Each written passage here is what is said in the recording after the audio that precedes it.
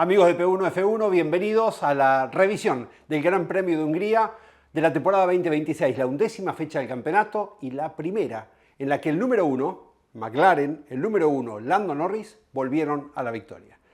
Pero lo que queremos justamente hacer foco antes que en la segunda parte Mauro se meta de lleno en la realidad de Alpine, de Colapinto, es en Hungría. ¿Se acuerdan? Esto es 2021, la carrera en la cual ganó Esteban Ocon con un Alpine y Fernando Alonso, su compañero de equipo, lo volvió loco a Lewis Hamilton para tratar de retenerlo porque Hamilton iba a ir arrolladoramente hacia adelante. Estaban peleando el cuarto lugar, pero Hamilton tenía delante a Sainz, a Vettel, Sainz con Ferrari, Vettel con Aston Martin, que eran presa fácil porque el ritmo del Mercedes era 3 segundos más rápido. Alonso lo retuvo a Hamilton tanto como para que Ocon haga una distancia y le impida después al inglés llegar a él. De hecho, Hamilton termina tercero en pista, segundo porque desclasifican a Vettel porque le faltaba nafta, ¿se acuerdan que paró en la vuelta de honor? Y entonces pasó esto. La retención de Alonso a Hamilton le impidió al inglés llegar a la victoria y permitió que Ocon gane su única carrera de Fórmula 1. Pero, esto es lo lindo que tiene Hungría, ese duelo no significa que eso haya sido una excepción. Al contrario, podríamos decir que este duelo representa lo que es Hungría. Ni revivió McLaren, ni revivió Norris, ni Alpine está como el Titanic hundiéndose en el fondo del mar. Porque es una carrera completamente atípica. Se llevan disputadas 41 ediciones del Gran Premio de Hungría. Y del mismo modo que pasó eso en 2021, hubo otras ediciones en las que pasaron cosas que solamente pueden pasar en una carrera típica, en un circuito distinto. Hungría es Mónaco sin paredones, con los guarrails lejos y con pasto de por medio. Pero ese tipo de circuito tortuoso, de curvas constantes, de media y baja velocidad constante y de rectas cortas, que impide la superación. Pero además Hungría está en una loma, en una zona bastante árida. Fíjense, todos los paisajes siempre van a ver que tienen muy mezclado el verde con el amarillo. Está bastante seco todo, vuela viento, se ensucia la pista y la pista se usa poco.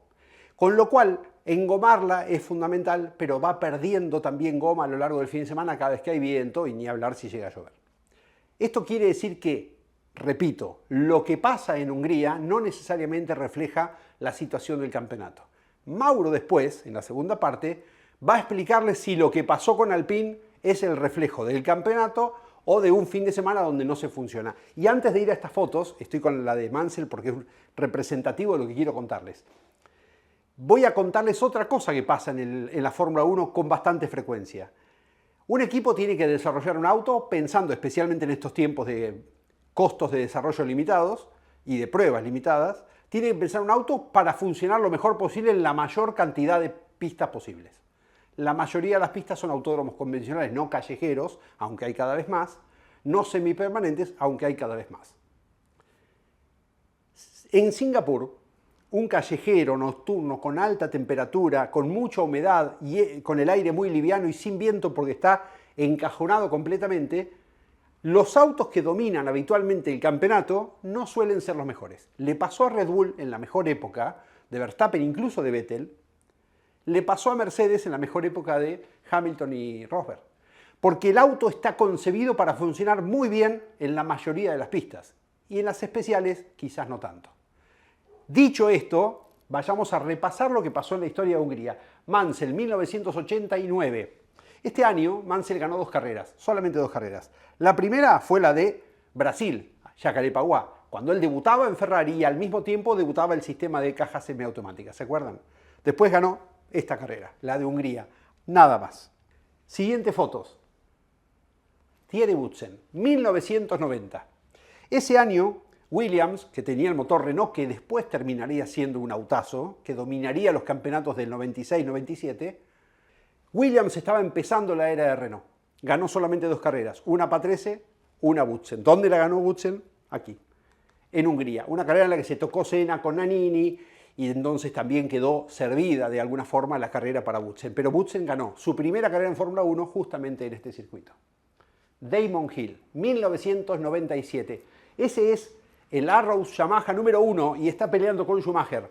Nada menos. Está pasándolo a Schumacher en la curva número 1. Damon Hill largó tercero ese día, terminó segundo la carrera, pero venía ganando el Gran Premio de Hungría hasta la última vuelta. Y un problema en la hidráulica de la caja de velocidades le impidió seguir cambiando marchas, quedó en un cambio fijo y Jacques Villeneuve lo superó. Pero fíjense, un auto que no anduvo en todo el año en Hungría no solamente estuvo tercero, sino que además venía ganando la carrera. Saltamos. 2003, Fernando Alonso. Recuerden que Alonso ganó el campeonato de 2005 y 2006. Esto es 2003, todavía estaba empezando Alonso su carrera en Fórmula 1. Su carrera en Renault. Fue la primera victoria de Alonso en Fórmula 1, año 2003, con el Renault. Ese año ganó Trulli en Mónaco y nada más. Los Renault no estaban para ganar, pero en Hungría ganaron. Siguiente referencia, Jenson Button, 2006. Ya no era más el equipo Bar, ya se llamaba Honda. Pero estaban corriendo con los motores Honda y el equipo Bar desde hacía 3 años. Más, desde 1999 en realidad. Después fueron cambiando y este era el equipo Honda. Jenson Button gana su primera carrera de Fórmula 1 en Hungría, 2006. Nunca más volvió a ganar Honda porque a fines de 2007 se retiraron de la Fórmula 1. Fue la única victoria de este auto, del Honda, en Fórmula 1, repito, en 2006. Como para ir teniendo noción de que se dan cosas en Hungría que no necesariamente reflejan el estado real de los equipos, de los autos, de los pilotos en esa temporada. Siguiente referencia, Heikki Kovalainen, 2008. Alonso y Hamilton habían peleado el campeonato de 2007 con McLaren. Se va Alonso peleado con todo el equipo y con Hamilton también, entra Kovalainen. Hamilton ese año ganó 5 carreras, Kovalainen ganó 1. La única, su primera victoria fue acá. En Hungría, un circuito donde por alguna razón anduvo mejor. Y Heikki, miren esos alerones lo que eran, ¿no? El desarrollo aerodinámico de esos autos. Y Heikki ganó su única carrera de Fórmula 1 justamente este Gran Premio. Y esta es la referencia que hacíamos recién. Alonso tapándolo a Hamilton, bloqueando por todos lados, tratando de evitar que lo pase. Y Hamilton, con el auto con el que peleó el campeonato, no pudo pasarlo hasta 10 vueltas después de estar atrás del español. Ganó Ocon la carrera y de esa forma se consagró por primera y única vez Ocon en la Fórmula 1 como ganador de un Gran Premio. Única victoria del Alpine, por supuesto, en ese año. Única victoria de Ocon en Fórmula 1. ¿Dónde fue? En Hungría. Y por último, las Papaya Rules. 2024, Oscar Piastri. Venía ganando la carrera, el equipo hace un undercut con Norris y le queda adelante, pero por un error del equipo. Entonces toman la decisión de decirle a Norris que le dé el espacio, le dé la victoria y se la devuelva a Oscar Piastri. De esa forma, Piastri ganó su primera carrera de Fórmula 1 en Hungría, en un año en el que todavía no eran tan candidatos. Ganaron 6 carreras entre los dos, porque Piastri ganó otra más en Bakú, y Norris ganó 4, pero todavía no eran los candidatos a pelear el campeonato que terminaron siendo y ganándolo aplastantemente en 2025. Esto es lo que queríamos reflejar sobre lo que significa andar bien en Hungría, sobre lo que significa un buen resultado en esta pista tan particular. Ayer ganó Norris, ayer ganó McLaren y casi uno podría decir que bueno, volvieron. Yo esperaría, no vaya a ser cosa que cuando volvamos después del receso de 4 semanas nos encontremos con que las cosas vuelven a ser como eran entonces antes de ir a Hungría. Y lo último, y a propósito de la victoria de McLaren, pero con Norris en el día de ayer, una reflexión que involucra a Piastri. La maniobra en la que Carlos Sainz lo toca a Piastri cuando está perdiendo la vuelta es inaceptable. Él podrá decir que no le avisaron, que estaba ocupado y concentrado en los espejos, él estaba peleando con Alonso. Pero tiene carteles azules, luces azules en toda la pista que lo muestran. Tiene radio que le habla. Es bastante inaceptable. Pero la Fórmula 1 tiene estas sanciones raras que están tipificadas en un reglamento y que dicen que por determinado tipo de sanción corre tal pena. A Piastri le hizo perder la carrera. Piastri ganaba el Gran Premio porque hizo una mala maniobra Norris en la que se pasa de largo en el que comienzo y Piastri toma la punta y después quedó siempre adelante. Hasta que pasó esto y después entonces se desencadenó un resultado distinto porque Piastri perdió 2 segundos que cuando paró en boxes y salió ya estaba atrás de Norris y Norris fue derecho a la victoria. Y el equipo no iba a alargar una orden porque la realidad es que Norris había clasificado adelante, había tenido más mérito y Piastri, por las penalizaciones de Antonelli y Hamilton del sábado, había heredado de alguna forma un lugar en la primera fila que en realidad no había ganado en las pruebas de clasificación. Pero es bastante inaceptable que Sainz primero no se haya disculpado, pero además haya sido sancionado solamente con 5 segundos y nada más, ni siquiera un punto en el carnet. Y no vamos a hacer mención de los puntos en el carnet porque ya sabemos el humor que nos trae cuando recordamos lo que pasó en Barcelona este año con Colapinto. La sanción estaba bien, el punto del carnet quizás ya era un exceso absolutamente innecesario. Y por último, una reflexión chiquita así. Aston Martin empezó el año echando culpas públicamente en Australia a Honda. Que Honda venía lento, que no tenía potencia, que el motor vibraba. Las actualizaciones que trajo Aston Martin a Hungría fueron totales y el auto subió. Entonces quizás no era tanto el problema de Honda, sino de un diseño audaz de Adrian Newey, a quien nadie le puede discutir nada. Es el hombre que más campeonatos de Fórmula 1 ganó en la historia como diseñador, pero equivocó el camino. Y no era Honda el culpable. En todo caso, ninguno de los dos estaba en el nivel. Pero aquel día en Australia todo recayó en Honda y los japoneses, con su cultura y su forma de ser, cerraron la boca, trabajaron y cuando llegaron las actualizaciones de Aston Martin resulta que el auto andaba mejor. Casualidades. Pausa. Al regreso, Mauro Feito se mete de lleno en Alpine. Ya no es claramente el mejor equipo del resto, como parecía ser en Miami o en Canadá, cuando les dijimos, ojo, cuando vayan a las pistas europeas. Llegaron a las pistas europeas y efectivamente el auto no fue el mejor. ¿Qué quedará de aquí a fin de año? No lo sabemos. Este receso de un mes no es para trabajar. Se cierran los equipos de Fórmula 1, con lo cual las evoluciones son previas y se ponen en práctica después de este verano de 4 semanas. Pausa, ya volvemos.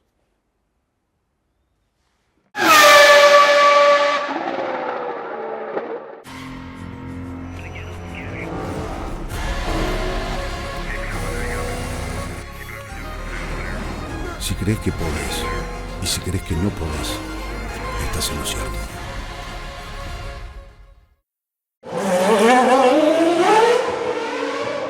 Bien, amigos de P1 F1, continuamos con este análisis. Muy buena la primera parte de Diego, hablando de lo que es el Gran Premio de Hungría y esta sorpresa de Aston Martin.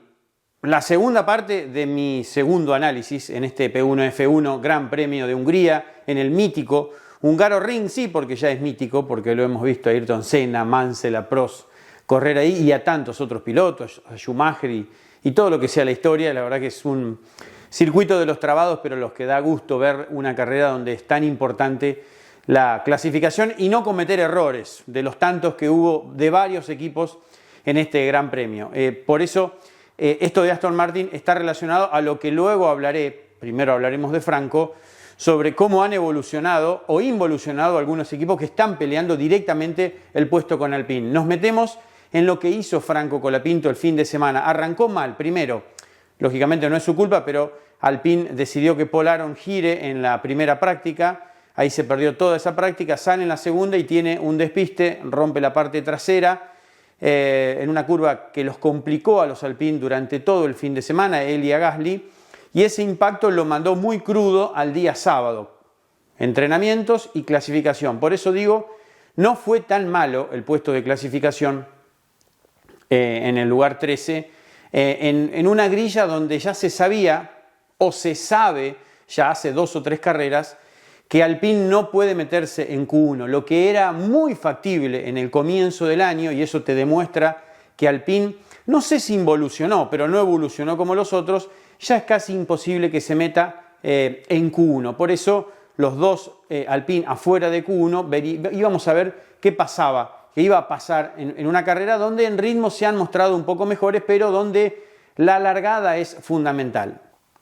Franco larga muy bien, nuevamente no falla, aprovecha la quedada de Russell, pero ahí al esquivarlo a Russell se encuentra con Gasly, lo respeta mucho a su compañero de equipo, fíjense que llega muy rápido, larga espectacular Franco como siempre, y ahí es como que hay una cuestión de respeto o de no necesidad de ir a un roce.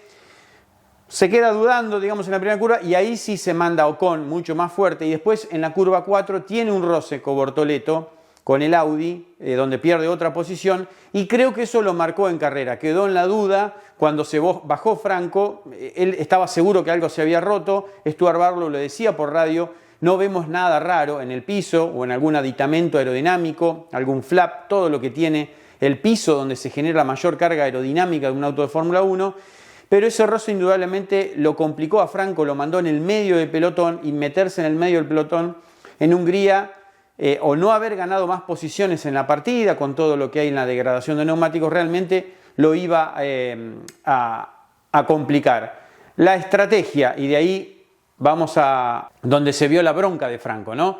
Para 2 veces de cambiar los neumáticos medios con los cuales largó para ir por duras y duras. En la primera parada en la vuelta 16, la última en la 38. La de la vuelta 16 es donde tiene esa bronca y le reclama a Barlow: che, ¿qué hicieron? ¿Cuándo me pararon? Esto es increíble, no lo puedo creer. Me metieron en el medio del pelotón. Claro, quedó atrás, especialmente de Stroll, que es una persona muy compleja para superar, y con este salto de Aston Martin que explicó Diego, se les hizo imposible, a Franco se le hizo muy imposible, muy complejo alcanzarlo y superarlo, algo que hasta hace 2 o 3 carreras hubiese sido muy fácil, incluso en Hungría. Quedó atrás y de ahí se le complicó la carrera. En las 2 paradas quedó atrás de Stroll y fue algo imposible superarlo. Esto explicó por qué terminó en el lugar 15, Gasly también afuera de los puntos. Pero a lo que voy es, no hubiese cambiado mucho analizando la carrera, a ver si lo hacías parar 3-4 vueltas después, lo hacías parar 2 vueltas antes, 3 vueltas antes. Lo cierto es que ya venía con esos neumáticos de 15-16 vueltas medios que ya no iban más, entonces no sé cuánto podía aguantar para ver si podía, cuando salía de boxes, meterse en otro grupo. Digo, esto es Hungaroring. Cuando te metas en los boxes, va a ser realmente pero muy complejo a dónde vas a salir, y es muy factible, salvo que estés en el pelotón de punta, es que caigas ahí adentro. Hay ritmos muy diferentes en Hungaroring. Fíjense que Franco termina perdiendo 2 vueltas, es el primero que pierde 2 vueltas, e indudablemente los tiempos de vuelta son muy distintos al grupo de punta con el grupo del medio, con el grupo lento. Entonces, está bien que se quejan, todos se quejan, Franco se quejó por dónde me mandaron, pero es una tarea casi imposible. En Hungaroring, ver el momento justo con el auto, no tener esa facilidad de aguantar o no aguantar, no estiro 2, 3 vueltas más, ya no daban más en los neumáticos Pirelli, y lo mandaron y quedó ahí en ese grupo. No sé si hubiese cambiado aguantarlo o no. ¿Qué pasa con Colapinto? Bueno, se queda en Hungría para los test de Pirelli, ya con los neumáticos del 27, se quedará probando durante 2 jornadas, algunos otros equipos también. Y bueno, y hay como una presión de la prensa, y no se sabe hasta qué punto está manipulado negativamente o no, que su butaca estaría en peligro y que Alonso podría llegar ahí y que podría volver a Williams con esa reunión en Bélgica con los directivos de Williams abriendo la puerta al equipo. La verdad que como salió la historia, que haya pasado Alpine, con el diario del lunes fue mejor, porque Williams está en uno de los peores momentos, a pesar del salto que había pegado con Colapinto en esa etapa, y Albon, y bueno, creo, por lo que tenemos entendido, es que en poco tiempo se va a anunciar la renovación de Colapinto para la temporada 2027. Se va a quedar ahí. Creo que en Hungría hubo algunas charlas que tranquilizaron estos temas. Recuerdan que Franco hace 2 o 3 GP dijo: me gustaría llegar a fin de año ya sabiendo mi futuro, poniéndole presión. Pero bueno, es todo tarea de negociación. Cuando aprieta Nielsen, cuando aprieta Briatore, o cuando aprieta Nielsen sin que apriete Briatore, pero con Briatore, Flavio sabiendo absolutamente todo, es porque hay una negociación atrás. Vamos a ver qué pasa con el Alpine. Indudablemente necesita mejoras, y ahora me voy a meter con este tema, porque Alpine realmente estuvo muy complejo, muy atrás, muy lento en Hungría, y creo que la herramienta para Gasly y Colapinto y para que Franco se muestre mejor es que el equipo va a tener que pegar un salto. Ahora nos vamos a meter en los detalles técnicos de todos los autos con los cuales están peleando, y también del Alpine, qué hizo, qué no hizo y por qué no ha evolucionado.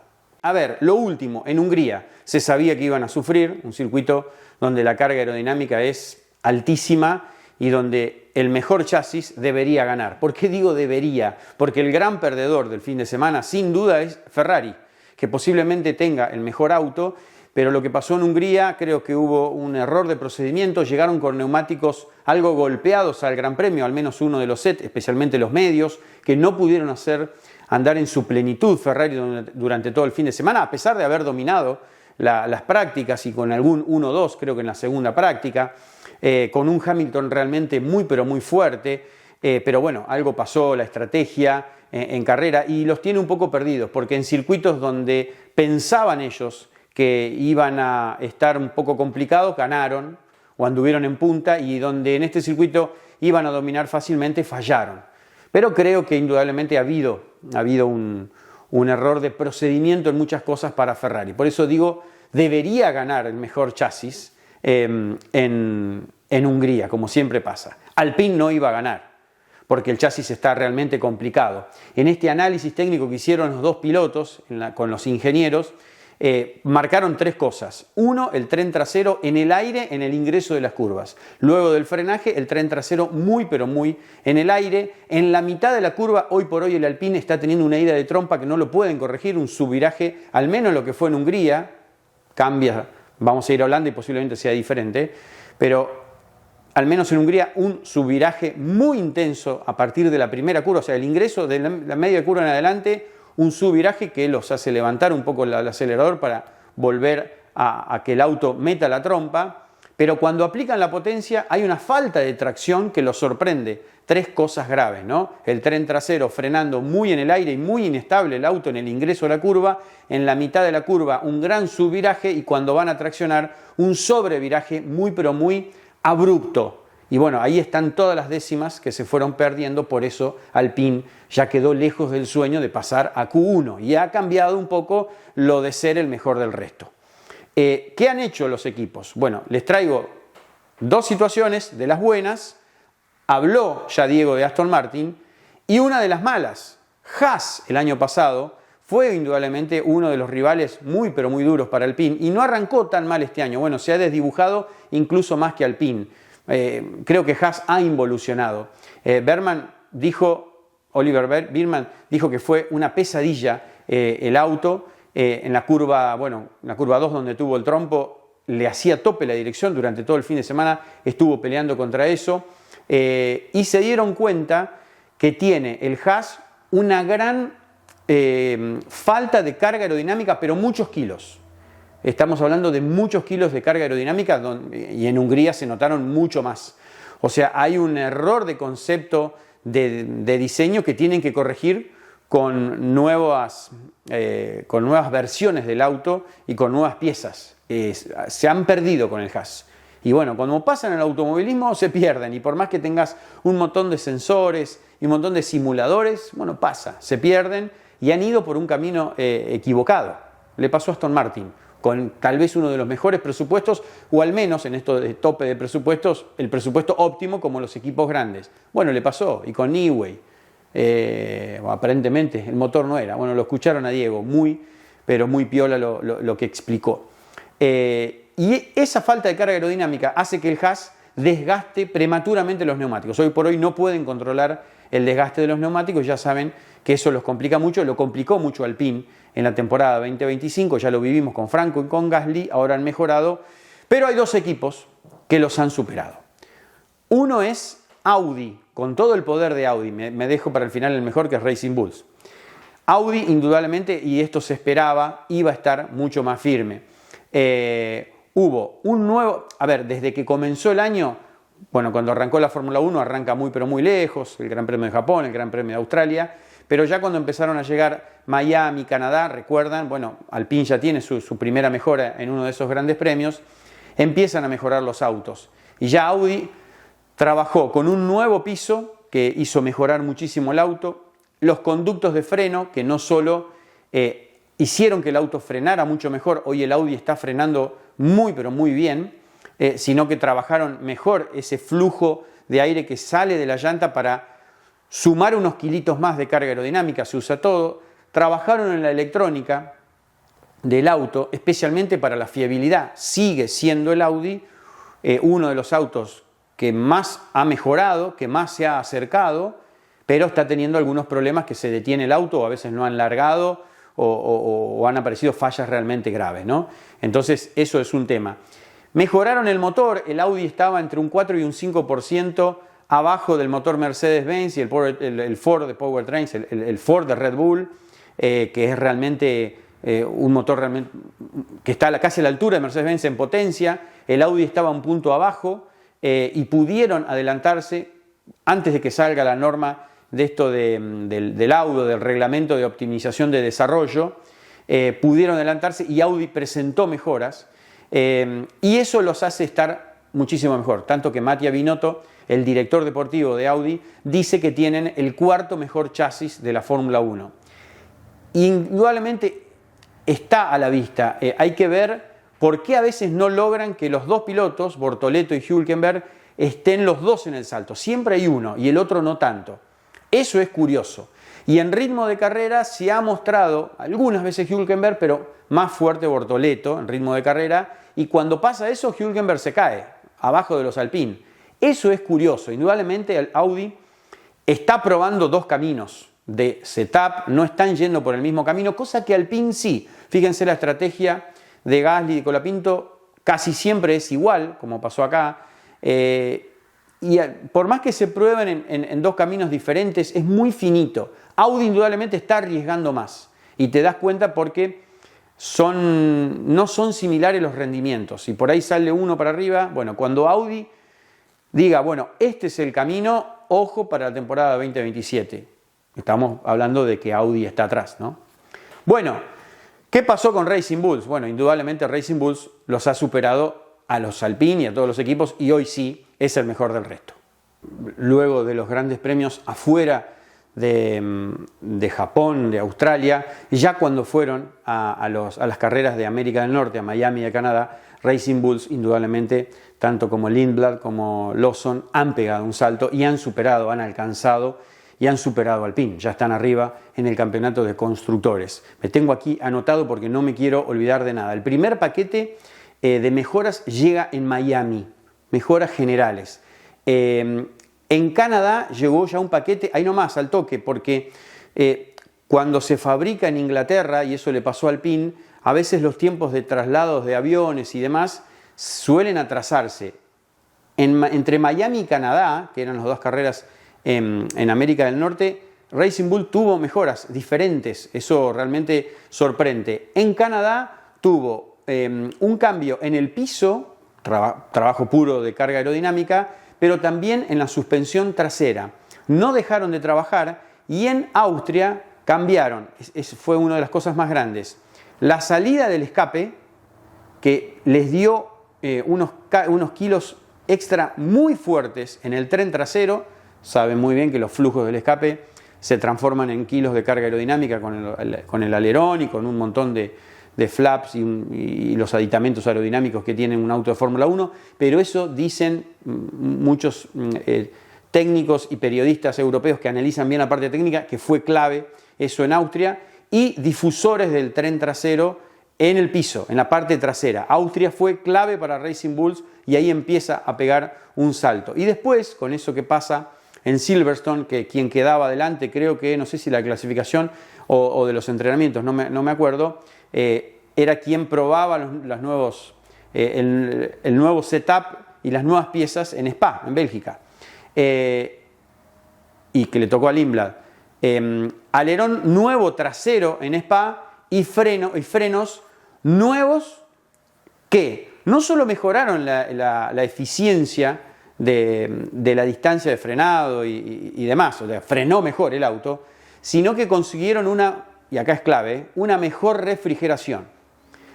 Una mejor refrigeración en freno se traslada a la temperatura de la llanta y la temperatura del neumático. O sea, hoy por hoy mejorar el freno no solo en la capacidad de frenado, sino en refrigerarlo y bajar la temperatura, hay unos grados de temperatura que no se trasladan al caucho Pirelli. Es muy fácil de explicar y eso también influyó mucho en el ritmo de los autos, no solo en la vuelta rápida. Indudablemente han encontrado un muy buen auto, porque no solo están logrando una gran velocidad final, que lo demostraron en Spa-Francorchamps, sino que también, dicho por los dos pilotos, por Lindblad y Lawson, han hablado que es un auto muy ágil y que en Hungría se dieron cuenta que el auto, y esto es ABC, cuando el auto es bueno, funciona en todas las pistas. Se dieron cuenta, porque llegaron con muchas dudas a Hungría, que si el auto iba a funcionar igual que en otros circuitos de curvas rápidas como habían sido los anteriores, por ejemplo, Spa. Y se dieron cuenta que se encontraron con un muy buen auto en Hungría. Por eso no solo es un auto ágil cuando hace falta doblar cerrado, sino que también es un auto que va rápido en los curvones veloces. Pero bueno, se los acabo de explicar. Todos los equipos han hecho cambios continuamente, por eso es clave para la próxima carrera, como Alpine ha prometido, esperar nuevas piezas. Es fundamental. No pararon los otros equipos y lo superaron, siguieron desarrollando.